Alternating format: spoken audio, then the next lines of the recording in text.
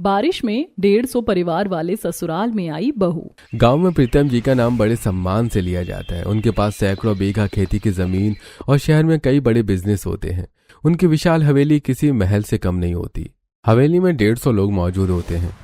आंगन में बच्चे खेल रहे होते हैं, महिलाएं रसोई में खाना बना रही होती हैं और बुजुर्ग चौपाल पर बैठकर बातें कर रहे होते हैं। पूरे घर में हमेशा चहल पहल का माहौल रहता है। अरे सरिता, जल्दी आओ, आज इतने सारे लोगों का खाना बनाना है कि दोपहर हो जाएगी। दीदी, यहाँ तो रोज ही किसी न किसी मेहमान का आना जाना लगा रहता है। जीजा जी की हवेली है ही ऐसी, यहाँ कभी सन्नाटा नहीं होता। परिवार जितना बड़ा होगा घर में उतनी ही खुशियां रहेंगी। सभी लोग हंसने लगते हैं। दूसरी तरफ गांव के एक छोटे से घर में अंजलि सुबह सुबह तैयार होकर सिलाई फैक्ट्री पहुंचती है। फैक्ट्री में कई महिलाएं मशीनों पर कपड़े सिल रही होती हैं। अंजलि बड़ी मेहनत और लगन से एक खूबसूरत सूट तैयार कर रही होती है। थोड़ी देर बाद उसकी महिला बॉस वहां आकर सूट को ध्यान से देखती है। अरे वाह अंजलि, तुमने तो कमाल कर दिया, इतना सुंदर सूट तुमने सिला है। जी मैडम, मैंने पूरी मेहनत से बनाया है।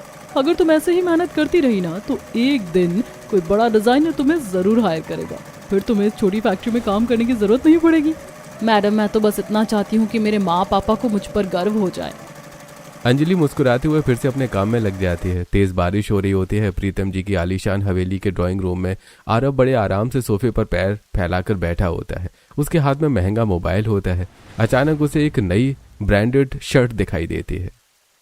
पापा, मुझे ये वाली शर्ट अभी के अभी चाहिए, आज ही लॉन्च हुई है। तभी प्रीतम जी ड्राइंग रूम में आते हैं और मोबाइल में शर्ट देखते हैं। बस इतनी सी बात। वो तुरंत अपने मैनेजर को फोन लगाते हैं। अनुराग, चाहे दूसरे शहर जाना पड़े, लेकिन 2 घंटे के अंदर ये शर्ट मेरे बेटे के पास पहुंच जानी चाहिए। ठीक 2 घंटे बाद अनुराग शर्ट लेकर हवेली पहुंच जाता है। मालिक, पूरे जिले में इस शर्ट का पहला पीस यही आया है। देखा, जो चीज मार्केट में आती है सबसे पहले मेरे पास आती है। अभी ये सिर्फ 150 लोगों के पास ही है। अगले दिन सुबह अंजलि फैक्ट्री जाने के लिए घर से निकल रही होती है। तभी पड़ोस में रहने वाली नेहा भाभी घर के बाहर सिर पकड़कर परेशान बैठी होती हैं। भाभी, क्या हुआ? आप इतनी परेशान क्यों बैठी हैं? अरे दीदी, सुबह से रात तक बस खाना ही बनाती रहती हूँ, पूरा दिन रसोई में निकल जाता है। अच्छा, कितना बड़ा परिवार है आपका? 20-25 लोग होंगे? नहीं दीदी, पूरे 150 लोगों का परिवार है। क्या 150 लोग? इतना बड़ा परिवार भी होता है? हे भगवान, कहीं मेरा ससुराल भी इतना बड़ा निकला ना तो मैं तो पहले दिन ही भाग जाऊंगी। मुझे तो अपनी प्राइवेट लाइफ बहुत पसंद है। दीदी, जो किस्मत में लिखा होता है वही होता है। दोनों हंसकर अपने अपने काम पर चली जाती हैं। दूसरी तरफ आरव अपनी खुली जीप में गांव की कच्ची सड़क पर अपने 3 दोस्तों के साथ घूम रहा होता है। चारों रास्ते भर हंसी मजाक कर रहे होते हैं। खेतों के बीच बनी सड़क पर एक बुजुर्ग महिला सिर पर घास का भारी गट्ठर रखकर धीरे धीरे चल रही होती है। उनकी वजह से जीप की रफ्तार धीमी हो जाती है। यार गाड़ी रोक, इसे अभी रास्ता देना सिखाता हूँ। अरे छोड़ना, 2 मिनट धीरे चल लेंगे। दोस्त गुस्से में जीप से उतरकर बुजुर्ग महिला के पास पहुंच जाता है। बढ़िया, पूरी सड़क रोक रखी है। अचानक तेज बारिश होने लगती है। खेतों के बीच बनी कच्ची सड़क पूरी तरह कीचड़ से भर जाती है। दूर दूर तक हरी भरी फसलें लहरा रही होती हैं। यार, तुम्हारी वजह से हमारी गाड़ी चींटी की तरह चाल से चल रही है।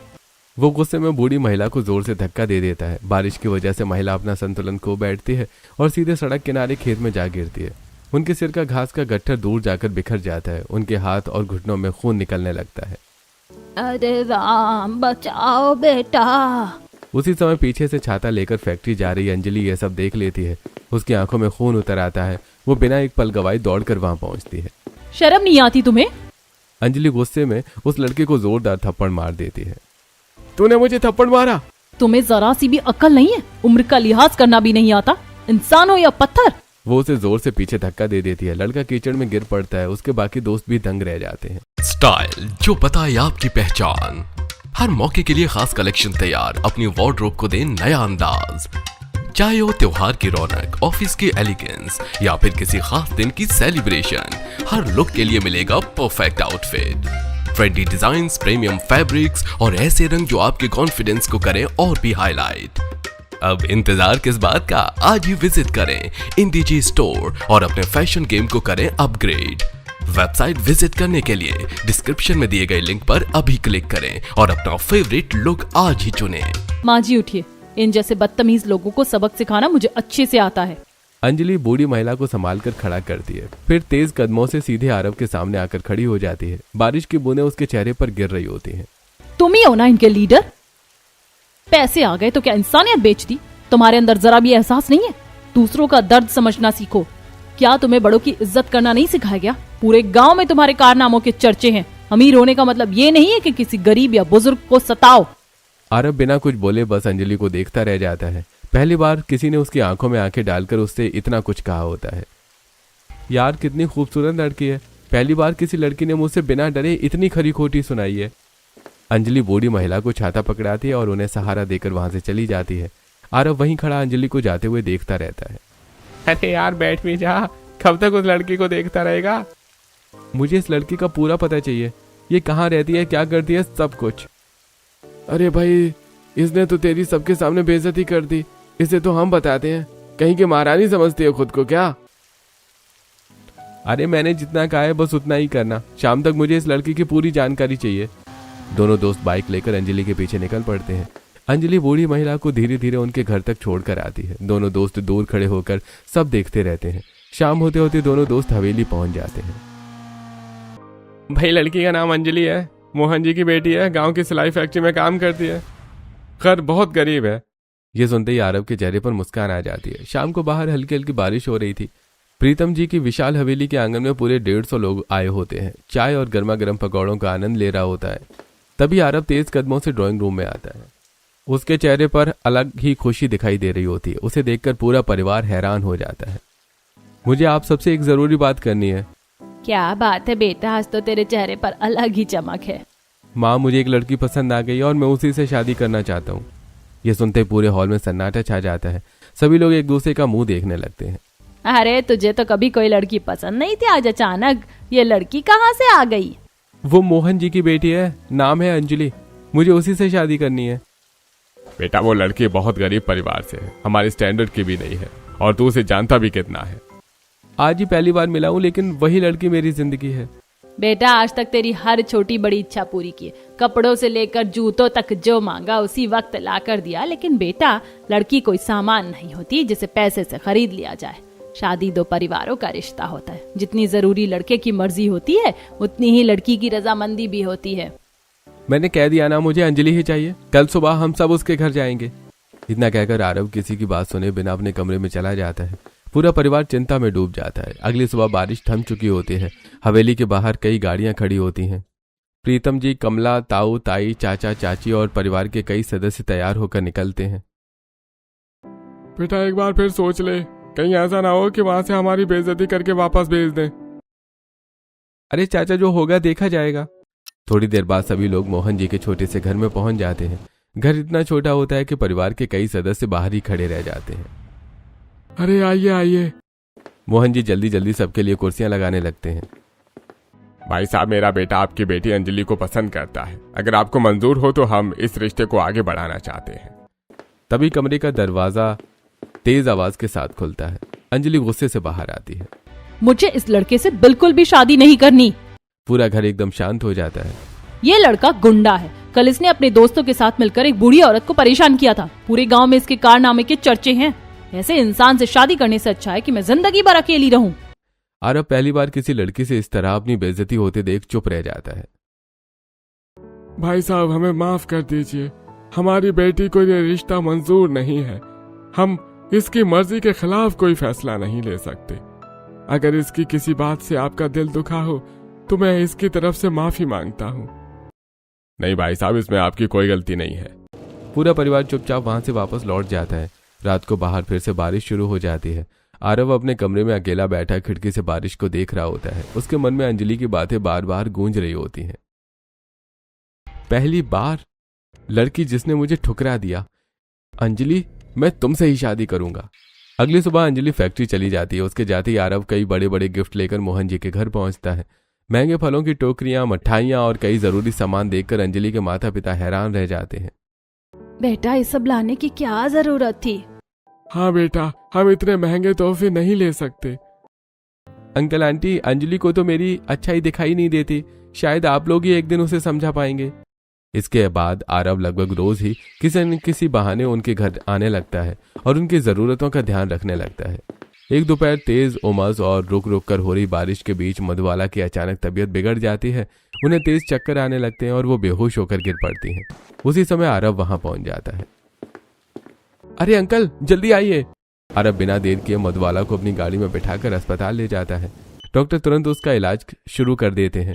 पूरे दिन आरव अस्पताल में रहकर उनकी सेवा करता है। शाम को फैक्ट्री से लौटकर अंजलि घबराई हुई अस्पताल पहुंचती है। तुम यहाँ क्या कर रहे हो? कहीं मेरी मम्मी के साथ तुमने कुछ किया तो नहीं? नहीं बेटा, ऐसा बिल्कुल नहीं है। अगर आज आरव समय पर नहीं आता तो पता नहीं मेरा क्या होता। ये बहुत अच्छा लड़का है, तू भी इसकी अच्छाई देखने की कोशिश कर। अंजलि चुपचाप अपनी मां को देखती रहती, लेकिन उसके चेहरे पर अभी भी नाराजगी साफ दिखाई देती है। अस्पताल से छुट्टी मिलने के बाद अंजलि अपनी मां को घर लेकर आती है। रास्ते भर हल्की बारिश होती रहती है। मम्मी, हमें इन लोगों को कभी भाव नहीं देना चाहिए। लेकिन बेटा, नहीं मम्मी, मैंने ऐसे अमीर लोगों को बहुत देखा है। ये पहले एहसान करते हैं और फिर उसी एहसान का फायदा उठाते हैं। मैं इनकी किसी बात में नहीं आने वाली। दूसरी तरफ घर के बाहर खड़ा आरव यह सब सुन लेता है। अगली शाम आसमान में काले बादल घूम रहे होते हैं। तेज बारिश की वजह से चारों तरफ पानी भर जाता है। बिजली बार बार चमक रही थी। मधुबाला चारपाई पर लेटी होती हैं। उनकी आंखें तेज बुखार की वजह से लाल हो चुकी होती हैं। उन्हें बार बार जोर जोर से खांसी उठ रही होती है। अंजलि उनके माथे पर ठंडी पट्टी रख रही होती है। बेटा, लगता है अब मेरे आखिरी दिन आ गए हैं। मम्मी, ये कैसी बातें कर रही हो? आपको कुछ नहीं होगा। अगर तुम मुझसे सच में प्यार करती है तो मेरी आखिरी इच्छा पूरी कर दे। बोलो मम्मी, मैं सब करूंगी। बेटा, आरव बहुत अच्छा लड़का है। उसने हमारी कितनी सेवा की है। वो तुझसे सच्चा प्यार करता है। मेरे मरने से पहले तू उससे शादी के लिए हाँ कर दे। मम्मी, अब ये क्या कह रही हो? बीच में आरव कहाँ से आ गया? मोहन जी भी पास आकर बैठ जाते हैं। बेटा, तेरी माँ ठीक कह रही है। ऐसा लड़का दिया लेकर ढूंढने से भी नहीं मिलेगा। मेरी आखिरी इच्छा समझकर हाँ कर दे बेटा। पता नहीं कल हम रहे ना रहे, कम से कम तेरी शादी की चिंता लेकर तो इस दुनिया से न जाए। अंजलि की आंखों में लगातार आंसू बहने लगते हैं। वो अपने माता पिता की हालत देखकर टूट जाती है। अच्छा ठीक है, पहले आप ठीक हो जाइए, उसके बाद मैं आरव से शादी के लिए हाँ कर दूंगी। ये सुनते ही दोनों पति पत्नी एक दूसरे की तरफ देखते हैं। कुछ दिन पहले की बात होती है। रात को अंजलि के सो जाने के बाद मोहन जी और मधुबाला जी धीरे धीरे आपस में बात कर रहे होते हैं। सुनिए, आरव सच में बहुत अच्छा लड़का है। हम इतने गरीब हैं, सामने से इतना अच्छा रिश्ता आया, इसे ठुकराना ठीक नहीं होगा। लेकिन अंजलि कभी नहीं मानेगी। लेकिन वो लड़का तो उसके लिए मरने की बातें कर रहा था। अगर उसे मनाना है तो हमें अपनी सेहत का सहारा लेना पड़ेगा। जब उसे लगेगा कि हमारी हालत बहुत खराब है, तभी वो हमारी बात मानेगी। हाँ, तुम सही कह रही हो। ऐसा लड़का तो सच में ढूंढने से भी नहीं मिलेगा। दोनों अपने प्लान पर सहमत हो जाते हैं। पति पत्नी चोरी चोरी एक दूसरे को देखकर हल्का सा मुस्कुरा देते हैं और आंख मार देते हैं। अगली सुबह बारिश रुक जाती है। मोहन जी साफ कपड़े पहनकर प्रीतम जी की हवेली पहुंचते हैं। हवेली में 150 लोगों का परिवार मौजूद होता है। मोहन जी को देखकर सभी उनका स्वागत करते हैं। भाई साहब, अगर आपको अभी भी मंजूर हो तो हमें ये रिश्ता स्वीकार है। ये सुनते ही पूरे परिवार के चेहरे खिल उठते हैं। अरे वाह, इससे बड़ी खुशी हमारे लिए क्या होगी। आखिरकार अंजलि मेरी होने वाली है। उसी शाम हल्की बारिश हो रही थी। गांव के आम के बाग में अंजलि छाता लेकर खड़ी होती है। तभी आरव मुस्कुराते हुए उसके पास आता है। देखा, आखिर हमारी शादी पक्की हो ही गई। ये शादी सिर्फ मेरे मम्मी पापा की खुशी के लिए हो रही है। अब तो मान जाओ ना, मैं तुमसे कितना प्यार करता हूँ। क्या तुम्हें सच में दिखाई नहीं देता? आरव का मासूम चेहरा देखकर पहली बार अंजलि के चेहरे पर हल्की सी मुस्कान आ जाती है। ये लड़का थोड़ा बिगड़ा हुआ जरूर है, लेकिन इतना बुरा भी नहीं है। मेरे परिवार का भी कितना ख्याल रखता है। पहली बार अंजलि के दिल में भी आरव के लिए जगह बननी शुरू हो जाती है। कुछ दिनों बाद पूरे गांव में शादी की तैयारियां शुरू हो जाती हैं। हवेली को रंग बिरंगी लाइटों और फूलों से सजाया जाता है। ढोल नगाड़ों की आवाज पूरे गांव में गूंजने लगती है। 150 लोगों का परिवार और सैकड़ों बाराती शादी की तैयारियों में जुट जाते हैं। अरे जल्दी करो, हमारी बहू आने वाली है। आज तो हवेली में मेले जैसा माहौल है। बारिश की हल्की हल्की फुहारों के बीच आरव घोड़ी पर बैठकर बारात लेकर निकलता है। आतिशबाजी, बैंड बाजा और नाचते हुए बाराती पूरे माहौल को शानदार बना देते हैं। मंडप में वैदिक मंत्र गूंज रहे होते हैं। 7 फेरों के दौरान आरव हर छोटी छोटी बात पर अंजलि का ध्यान रखता है। कभी उसका भारी लहंगा संभालता है। अरे संभल कर कहीं फिसल मत जाना। अंजलि मुस्कुराकर उसकी तरफ देखती है। सच में मैं बहुत किस्मत वाली हूँ। ये मेरी हर छोटी बड़ी बात का कितना ध्यान रखता है। शायद मैं इसे गलत समझती रही। 7 फेरे पूरे होते ही दोनों हमेशा के लिए पति पत्नी बन जाते हैं। बारिश की बूंदें मानो उनके नए रिश्ते को आशीर्वाद दे रही थी। अंजलि की विदाई की तैयारी शुरू हो जाती है। आसमान में काले बादल छाए होते हैं। हल्की हल्की बारिश पूरे गांव को भिगो रही थी। आंगन में खड़े सभी लोगों की आंखें नम होती हैं। अंजलि अपने माता पिता से लिपट कर फूट फूट कर रो रही होती है। मम्मी पापा, मुझे आप दोनों की बहुत याद आएगी। हाँ बेटा, हमें भी तेरी बहुत याद आएगी। तेरे बिना हमारा घर बिल्कुल सूना हो जाएगा। खुश रहना बेटा, अब वही तेरा असली घर है। अंजलि अपने माता पिता के पैर छूती है। पूरा माहौल भावुक हो जाता है। अंजलि और आरव फूलों से सजी गाड़ी में बैठ जाते हैं। अंजलि लगातार रो रही होती है। उसकी आंखों से आंसू रुकने का नाम नहीं ले रहे थे। आरव अपनी जेब से रुमाल निकालता है और बहुत प्यार से अंजलि के आंसू पोंछ देता है। अरे अब तुम्हारा हर आंसू मेरा है। मैं वादा करता हूँ तुम्हारी आंखों में अब कभी आंसू नहीं आने दूंगा। अंजलि चुपचाप उसकी तरफ देखती है और पहली बार प्यार से अपना सिर उसके कंधे पर रख देती है। आरव मुस्कान के साथ उसका हाथ थाम लेता है। तभी अचानक मौसम करवट बदल लेता है। देखते ही देखते मूसलाधार बारिश शुरू हो जाती है। तेज हवा के साथ ओले भी गिरने लगते हैं। आगे चल रही कई गाड़ियां पानी की वजह से डगमगाने लगती हैं। अरे भैया, ये कैसी आफत की बारिश आ गई, आगे चलना ठीक नहीं होगा। अरे सभी गाड़ियां सड़क के किनारे रोक दो, पहले मौसम शांत होने दो। पूरी बारात की गाड़ियां एक लाइन में रुक जाती हैं। लगभग आधे घंटे बाद बारिश थोड़ी हल्की होती है। फिर सभी गाड़ियां धीरे धीरे हवेली की ओर बढ़ने लगती हैं।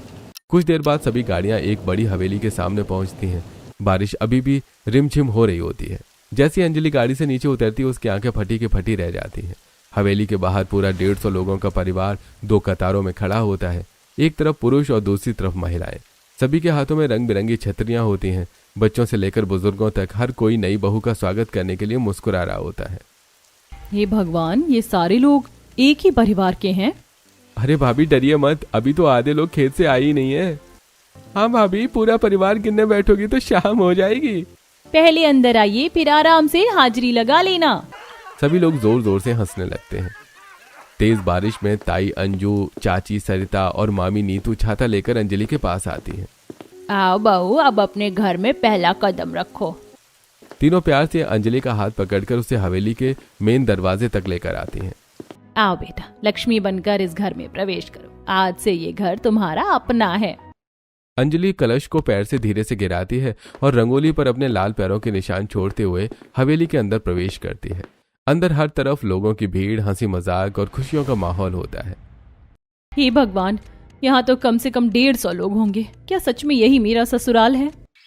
अगली सुबह बाहर रिमझिम बारिश हो रही होती है। हवेली के बड़े हॉल में मुंह दिखाई की रस्म रखी जाती है।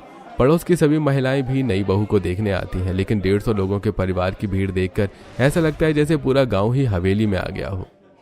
अरे वाह, कितनी सुंदर बहू है। हमारी बहू तो सच में चांद का टुकड़ा है। अरे आरव ने हीरा चुना है, हीरा। सभी महिलाएं एक एक करके घूंघट उठाकर अंजलि का चेहरा देखती हैं और उसकी खूब तारीफ करती हैं।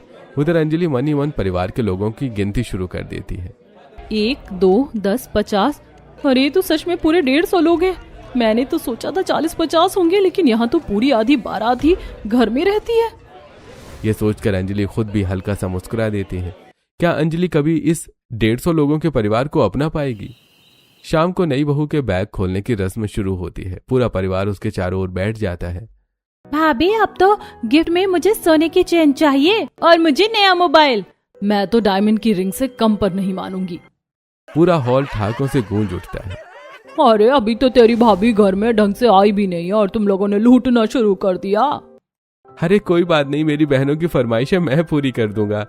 अंजलि पूरे परिवार का अपनापन देखकर मुस्कुराने लगती है। उसे यह परिवार बहुत अच्छा लगने लगता है, लेकिन 150 लोगों का इतना बड़ा परिवार देखकर वो अभी भी थोड़ी हैरान होती है। अगली सुबह फिर तेज बारिश शुरू हो जाती है। हवेली के एक हिस्से में सभी महिलाएं बैठकर बातें कर रही थीं। बच्चे पूरे घर में दौड़ दौड़ कर खेल रहे होते हैं। दूसरी तरफ पुरुष ड्राइंग रूम में बैठकर बिजनेस की चर्चा कर रहे होते हैं। पूरा 150 लोगों का परिवार एक साथ नजर आ रहा होता है। तभी ऊपर से तैयार होकर अंजलि नीचे आती है। बेटा, हमने सोचा है कि आज शाम तुम्हारा रिसेप्शन कर लेते हैं। तुम अच्छे से तैयार रहना। जी मम्मी जी। शाम होने से पहले आरव अपने कमरे में एक बड़ा सा गिफ्ट बॉक्स लेकर आता है। अरे देखो, पूरे शहर में घूमकर तुम्हारे लिए सबसे सुंदर गाउन लेकर आया हूँ। अंजलि उत्सुकता से बॉक्स खोलती है। अंदर बेहद खूबसूरत गाउन देखकर उसकी आंखें चमक उठती हैं। ये तो बहुत सुंदर है, लेकिन आपको ये सब करने की क्या जरूरत थी? मैं तो कोई साधारण सी साड़ी भी पहन लेती। मुझे पता है, तुम हर कपड़े में सुंदर लगती हो, लेकिन मैं चाहता हूँ कि आज रिसेप्शन में सबसे ज्यादा खूबसूरत मेरी पत्नी ही लगे। आप इतने भी बुरे नहीं हैं जितना मैंने आपको पहले समझा था। चलो आखिरकार मुझे तुम्हारा अप्रूवल तो मिल गया। दोनों हंस पड़ते हैं। अगली सुबह से ही हवेली के बाहर एक बड़ा सा टेंट लगाया जाता है। बारिश बंद हो जाती है, रंग बिरंगी लाइटें, फूलों की सजावट और बड़ा सा स्टेज सब होता है। गांव के लगभग सभी लोग रिसेप्शन में पहुंच जाते हैं। साथ ही 150 लोगों का पूरा परिवार भी नए कपड़े पहनकर मेहमानों के स्वागत में लगा होता है। पूरे गांव में चर्चा होती है कि गांव के सबसे बड़े जमींदार के घर नई बहू आई है। अरे भाई, ऐसी रिसेप्शन पार्टी तो हमने आज तक नहीं देखी। आखिर प्रीतम जी के घर बहू जो आई है। तभी आरव और अंजलि हाथों में हाथ डालकर स्टेज पर एंट्री करते हैं। दोनों को देखकर सभी लोग तालियां बजाने लगते हैं। अरे वाह, कितनी सुंदर जोड़ी है। बहू तो सच में चांद का टुकड़ा लग रही है। एक एक करके सभी मेहमान स्टेज पर आते हैं, दोनों को आशीर्वाद देते हैं और शगुन के लिफाफे भेंट करते हैं। फोटो खींचते हैं, हंसी मजाक चलता है और देर रात तक रिसेप्शन खुशी खुशी पूरा हो जाता है। अगली सुबह बाहर फिर रिमझिम बारिश हो रही थी। कमला अंजलि को रसोई में बुलाती है। बेटा, शादी की सारी रस्में पूरी हो गई, अब बस एक आखिरी रस्म बची है, पहली रसोई। आज ये रस्म पूरी होते ही तो इस घर की पूरी सदस्य बन जाएगी। जी मम्मी जी, आज मैं सबके लिए अपने हाथों से स्वादिष्ट खाना बनाऊंगी। अंजलि सुबह जल्दी उठकर सबसे पहले भगवान की पूजा करती है, फिर बड़े मन से रसोई में खाना बनाना शुरू करती है। वो पुलाव, शाही पनीर, गर्मा गर्म पूड़ी, दाल, रायता, सलाद, मीठे में खीर और सूजी का हलवा बनाती है। साथ ही बच्चों की पसंद का पास्ता भी तैयार करती है। आज मैं सबको अपने हाथों से खाना खिलाऊंगी, बस सबको पसंद आ जाए। थोड़ी देर बाद हवेली के बड़े डाइनिंग हॉल में लंबी लंबी टेबलें लग जाती हैं। 150 लोगों का पूरा परिवार एक साथ बैठकर खाना खाने लगता है। अंजलि सभी को अपने हाथों से खाना परोस रही होती है। अरे वाह, हमारी भाभी ने तो कमाल कर दिया। भाभी, ये पास्ता तो होटल से भी ज्यादा स्वादिष्ट है।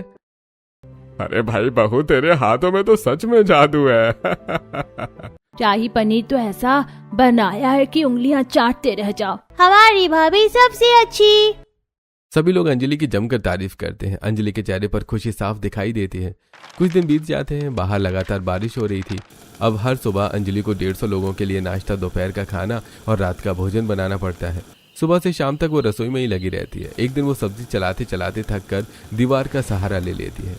हे भगवान, ये रोज रोज 150 लोगों का खाना बनाना मुझसे नहीं हो रहा है। मैं दोबारा सिलाई का काम कैसे शुरू करूंगी? मम्मी पापा की मदद कैसे करूंगी? मुझे तो कुछ समझ ही नहीं आ रहा। हवेली में हर तरफ रौनक रहती है। किसी कमरे में चाचा ताऊ बातें कर रहे होते हैं, कहीं बच्चे खेल रहे होते हैं। सभी के अलग अलग कमरे होते हैं। महिलाएं बरामदे में बैठकर सब्जियां काटते हुए हंसी मजाक कर रही होती हैं। चाची, जरा मेरे कमरे में आइए ना, नई साड़ी दिखानी है। हे भगवान, इनके तो 150 लोगों के अलग अलग कमरे हैं। मुझे तो नहीं लगता ये लोग कभी अपने अपने घर जाएंगे। लगता है पूरा खानदान यहीं रहता है। उधर बच्चे पूरे घर में दौड़ रहे थे। शादी को 15 दिन बीत चुके थे, लेकिन एक भी दिन बारिश बंद नहीं हुई। बाहर तेज बारिश हो रही है। सभी लोग बरामदे में बैठकर चाय पी रहे होते हैं। अरे भाई, पिछले 15 दिनों से बारिश रुकने का नाम ही नहीं ले रही है। अरे सही कह रहे हो भैया, किसानों की तो कमर ही टूट जाएगी, सारी फसल बर्बाद हो जाएगी। भगवान, अब तो बारिश रोक दो। अंजलि भी वहीं खड़ी सबकी बातें सुन रही होती है। ये लोग जाने का नाम ही नहीं ले रहे और यहाँ बैठकर दूसरों की चिंता कर रहे हैं। आखिर इतने सारे लोग कब तक यहीं रहेंगे? अंजलि जैसे ही एक काम खत्म करती है, कोई दूसरा उसे आवाज लगा देता है। चाची, आज हमारे लिए नूडल्स बना दो ना। भाभी, मेरे लिए बिना मिर्च वाला बनाना, मैं तीखा नहीं खाती। और मेरे लिए मैगी भी बना देना।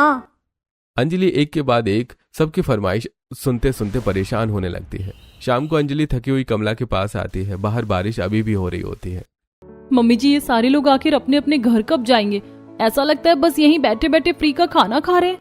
नहीं बेटा, ऐसी बातें नहीं करते।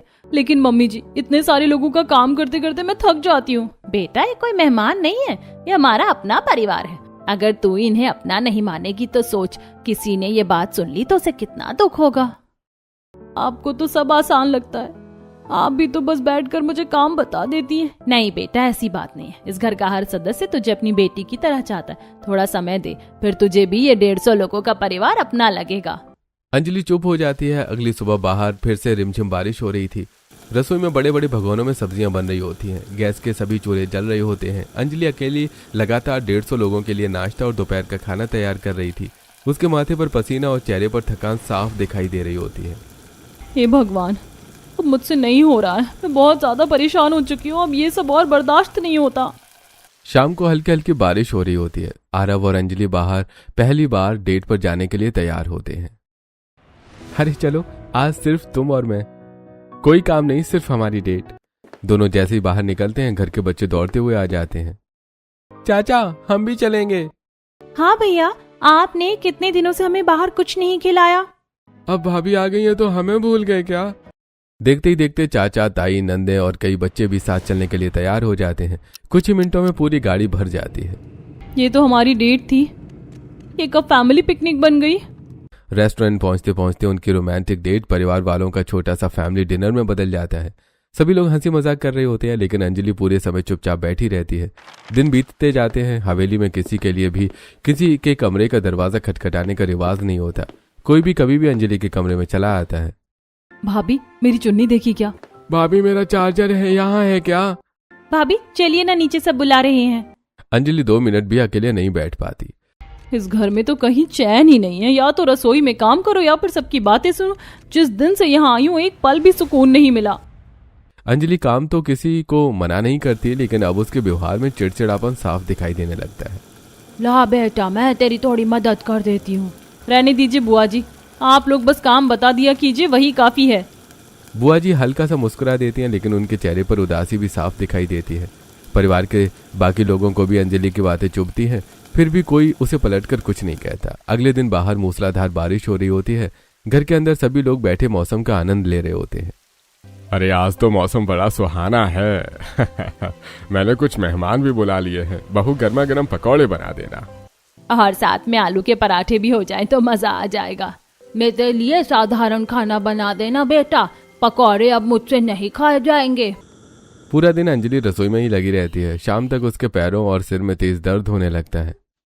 अरे बेटा, हमारे लिए भी कुछ बना दे, सुबह से ठीक से खाना नहीं खाया। ये सुनते ही अंजलि का सब्र टूट जाता है। बस बहुत हो गया। पूरे घर में सन्नाटा छा जाता है।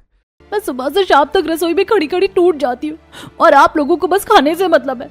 पता नहीं आप लोगों का अपना घर भी है या नहीं। कब से यहाँ फ्री की रोटियां तोड़ रहे हैं। 150 लोगों की जिम्मेदारी मेरे अकेले के कंधों पर आ गई है। मेरे अपने घर में ही मुझे 2 मिनट की प्राइवेसी नहीं मिलती। जहाँ जाती हूँ कोई ना कोई पीछे आ जाता है। इतना कहकर अंजलि रोते हुए अपने कमरे में चली जाती है। नीचे पूरा परिवार चुपचाप बैठा होता है। बहुत गलत बोल गई बहू। रहने दे कमला, उसकी भी कोई गलती नहीं है। 150 लोगों का परिवार संभालना आसान नहीं होता। बेचारी सच में थक गई होगी। बेटा, उसके पैरों में जरूर दर्द हो रहा होगा, गर्म पानी भर कर दे आ। नेहा गर्म पानी का टब लेकर अंजलि के कमरे में जाती है। भाभी, मम्मी ने आपके लिए गर्म पानी भेजा है, इसमें पैर रख लीजिए, आराम मिलेगा। थोड़ी देर बाद आरव कमरे में आता है। यार, तुम्हें ऐसा नहीं बोलना चाहिए था। मेरे परिवार को बहुत बुरा लगा। प्लीज, अभी मेरा दिमाग बहुत गर्म है, हम कल बात करेंगे। आरव बिना कुछ कहे चुपचाप कमरे से बाहर चला जाता है। अगले दिन 1 महीना बीत जाता है। पहली बार आसमान बिल्कुल साफ होता है। तेज धूप निकलती है। अरे भाई वाह, आज तो कितने दिनों बाद धूप निकली है। अंजलि रोज की तरह सबके लिए खाना बनाकर डाइनिंग हॉल में आती है। तभी उसकी नजर सभी लोगों के बैग और सूटकेस पर पड़ती है। मम्मी जी, सब लोग कहीं जा रहे हैं? हाँ बेटा, मौसम साफ हो गया है, सब अपने अपने घर वापस जा रहे हैं। आई एम सॉरी, मैंने गुस्से में जो कहा उसका मतलब ये नहीं था कि आप सब चले जाएं। अरे नहीं बेटा, हम तेरी वजह से नहीं जा रहे हैं। अंजलि की विदाई वाले दिन भी ऐसी ही मूसलाधार बारिश हो रही होती है। कुछ रिश्तेदार अपने गांव के लिए निकलते हैं। रास्ता फिसलन भरा होने की वजह से उनकी गाड़ी का एक्सीडेंट हो जाता है। बड़ी मुश्किल से सभी अपनी जान बचाकर घर पहुंचते हैं। अरे भाई, किसी को भी गांव आने की जरूरत नहीं है। यहाँ बाढ़ का खतरा है। सरकार ने बाहर निकलने से मना किया है। कुछ दिन वहीं हवेली में रुक जाओ। अरे अपना ध्यान रखना, मैं यहाँ सबको बता दूंगा, कोई नहीं जाएगा। बेटा, हमारे गांव में हर साल बारिश में बाढ़ का खतरा रहता है, इसीलिए हम सब यहाँ रुक गए थे। अब मौसम ठीक हो गया, इसीलिए वापस जा रहे हैं। अंजलि रोते हुए एक एक करके सभी बड़ों के पैर छूती है। मुझे माफ कर दीजिए, अब मैं कभी ऐसी बातें नहीं करूंगी। हमें पता है हमारी बहू दिल की बहुत अच्छी है। सभी लोग खाना खाकर अपने अपने घर के लिए रवाना हो जाते हैं। हवेली जो कुछ देर पहले हंसी से गूंज रही थी, अब एकदम शांत हो जाती है। एक शाम अंजलि बरामदे में चुपचाप बैठी होती है। क्या हुआ बेटा, आज इतनी शांत क्यों है? मम्मी, जब सब लोग थे तब मुझे परेशानी होती थी, लेकिन अब सब चले गए तो घर बिल्कुल सूना लग रहा है। अरे बस इतनी सी बात। आरव अपना मोबाइल निकालकर एक एक करके सभी रिश्तेदारों को फोन करता है। अरे सुनिए, अगले रविवार सब लोग फिर से हवेली आ रहे हैं, अंजलि ने सबको याद किया है। अगले ही दिन फिर से हवेली में चहल पहल लौट आती है। बच्चे दौड़ रहे होते हैं, बुजुर्ग हंसी मजाक कर रहे होते हैं। इस बार अंजलि खुद सबकी पसंद का खाना बनाती है। चाचा जी आपके लिए गर्मा गर्म पकौड़े, दादी जी आपके लिए बिना मिर्च वाली सब्जी और बच्चों तुम्हारे लिए पास्ता तैयार है। पूरा 150 लोगों का परिवार एक साथ हंसता मुस्कुराता खाना खा रहा होता है। अंजलि के चेहरे पर भी अब सच्ची मुस्कान होती है। उसे आखिरकार एहसास हो चुका होता है कि बड़ा परिवार बोझ नहीं बल्कि सबसे बड़ी दौलत होता है। अगर आप लोगों का 150 लोगों का परिवार होता तो क्या आप लोग भी अंजलि की तरह परेशान हो जाते या धैर्य से काम लेते?